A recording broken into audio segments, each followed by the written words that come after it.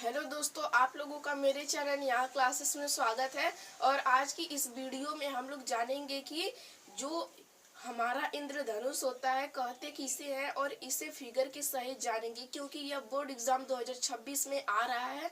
Question इस तरह से पूछेगा कि इंद्रधनुष से आप क्या समझते हैं, सचित्र वर्णन करो। तो इस टाइप का क्वेश्चन आएगा। मैं आपको फिगर के साथ बताऊंगा किस तरह से आपको लिखना है बोर्ड एग्जाम में। चलिए दोस्तों, हम लोग बिना किसी देर के वीडियो को शुरू करते हैं। यदि आप हमारे चैनल यहाँ क्लासेस पर नए हैं तो वीडियो को लाइक करना मत भूलिएगा और चैनल को जरूर से जरूर सब्सक्राइब कर दीजिएगा। चलिए बिना किसी देर के वीडियो को शुरू करते हैं। पहले हम लोग जानेंगे कि इंद्रधनुष किसे कहते हैं।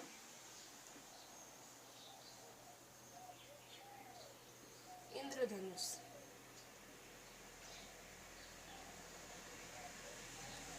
जैसे कि मान लीजिए कि कोई वर्षा की बूंदे है, जैसे कि जो बरसात होता है ना, तो यहाँ पर मान लीजिए कि बादल है। मैं आपको समझाने कॉन्सेप्ट समझाने की बात कर रहा हूँ। ये कॉन्सेप्ट है, कॉन्सेप्ट। क्योंकि यदि आप कॉन्सेप्ट को समझ जाते हैं तो आप कठिन से कठिन प्रश्नों के उत्तर आप 2 से 3 लाइन में ही दे सकते हैं।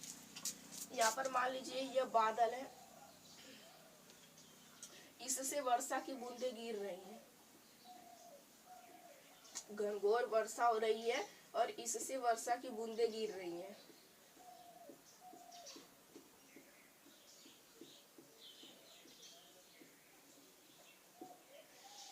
फिर क्या होगा कि ये जो वर्षा की बूंदें हैं ये एक में मिल जाएंगी और परस्पर आपस में मिलकर एक प्रिज्म की भांति कार्य करेंगे।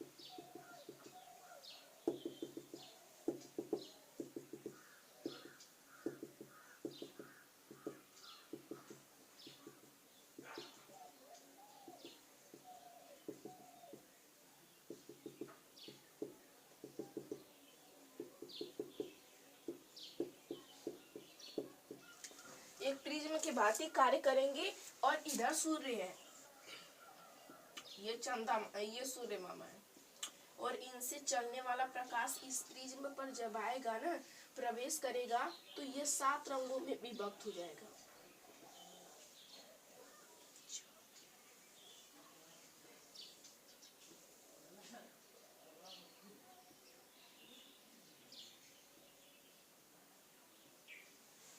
यानी यह 7 रंगों में विभक्त हो जाएगा। जब सूर्य से चलने वाला प्रकाश यहाँ पर चलेगा, श्वेत प्रकाश, तो इस प्रिज्म से होकर गुजरेगा तो वह 7 रंगों में क्या हो जाएगा, विभक्त हो जाएगा।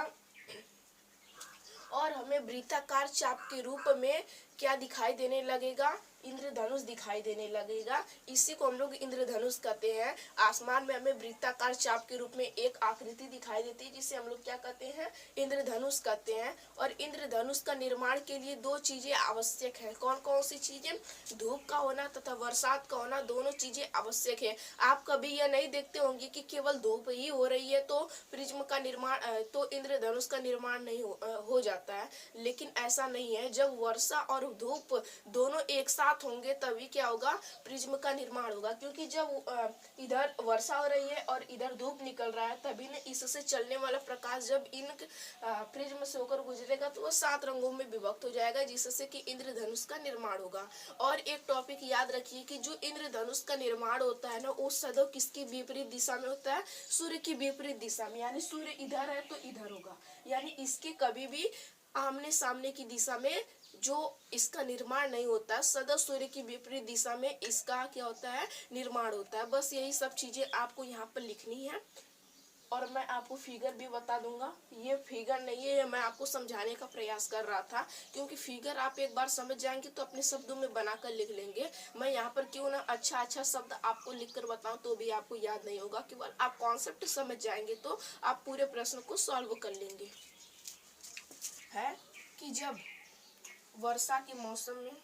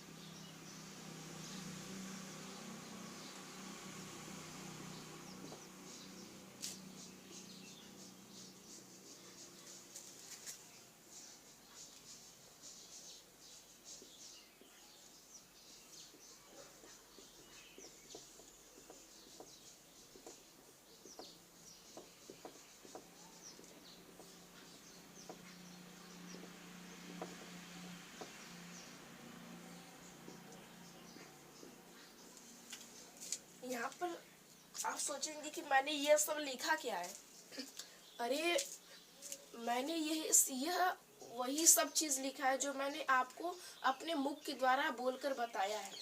जैसे कि जब वर्षा के दौरान जो वर्षा की छोटे छोटे बूंदे होती हैं वो परस्पर आपस में मिलकर एक प्रिज्म की भांति कार्य करती हैं, और जब इनमें से सूर्य का प्रकाश होकर गुजरता है या फिर श्वेत प्रकाश होकर गुजरता है तो वह 7 रंगों में विभक्त हो जाता है, और इस घटना के कारण इंद्रधनुष का निर्माण होता है।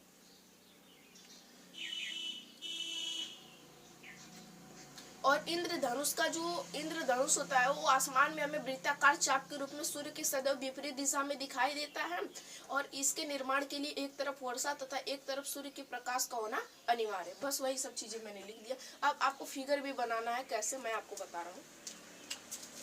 यह तो मैंने आपको कॉन्सेप्ट, यह सब तो मैंने आपको कॉन्सेप्ट पढ़ाया था, लेकिन अब मैं आपको फिगर बताऊंगा कि किस तरह से आपको फिगर बनाना है। क्योंकि यह जो बोर्ड एग्जाम है, यह जो प्रश्न है, यह बोर्ड एग्जाम 2026 में आने वाला है, लिख कर रख लीजिए। यह प्रश्न 2026 में जरूर आएगा, 2026 में जरूर आएगा। किसी न किसी सेट में यह प्रश्न जरूर पूछा जाएगा, वो भी 4 नंबर का या फिर कितने भी नंबर का पूछा जाएगा, बट पूछा जाएगा। लेकिन 4 नंबर, 2 नंबर, 1 नंबर, इससे एक न एक प्रश्न जरूर उठेंगे। अब हम लोग इसके फिगर की बात कर लेते हैं। जैसे कि यहाँ पर एक गोला है और यहाँ से कोई श्वेत प्रकाश होकर गुजर रही है। देखिए क्या होगा कि यह जो इसका जो क्वथनांक है, वायु का क्वथनांक, यह जल की तुलना में यह विरल से सघन में प्रवेश कर रही है, तो क्या होगा, थोड़ा सा अविलंब की ओर क्या होगी, झुक जाएगी। थोड़ा सा अविलंब की ओर क्या होगी, झुक जाएगी। फिर यह सघन से विरल माध्यम में प्रवेश कर रही है, इसलिए यह क्या हो जाएगा, यह इससे अविलंब से थोड़ा दूर हट जाएगी, इस तरह से। फिर हम लोग एक डॉटेड, फिर यह क्या होगी, फिर ये बटना शुरू हो जाएगी, विभिन्न भागों में क्या होगी, बटना शुरू हो जाएगी। बस